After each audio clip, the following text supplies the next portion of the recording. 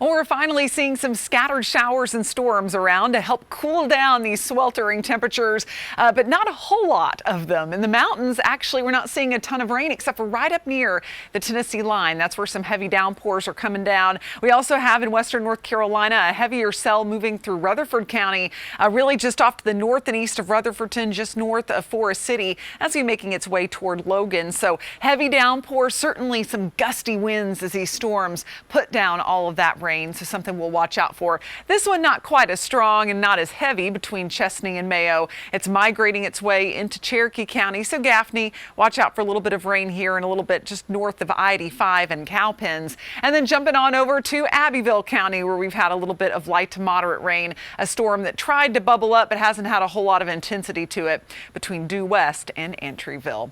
Take a look at tomorrow's temperatures. 92 for the upstate, very similar to today. 87 in the mountains, but it's going to feel hotter than that. I'll show you some pretty remarkable heat index values here in a second. Here's what it's like out there now, though. Thanks to the rain around the Greenville area, we're sitting at 85. We dropped from around 90 to the 70s when we got some of that rain, but still felt very sticky and muggy. Everywhere else, we're in the 90s for the most part anyway. 93 for Spartanburg, 92 in Lawrence, 91 for Gaffney, 88 up in Asheville.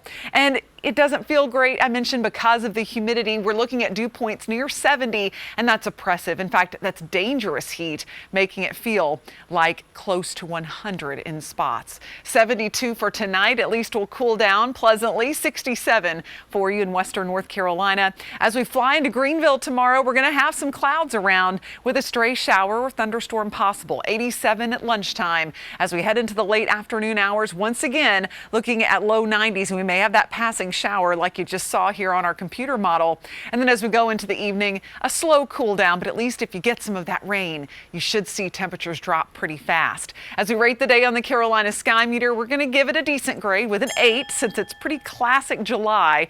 But look at how hot it's going to feel. Be careful, especially south of I-85, where heat index values could be over 100 degrees just because of how muggy it is.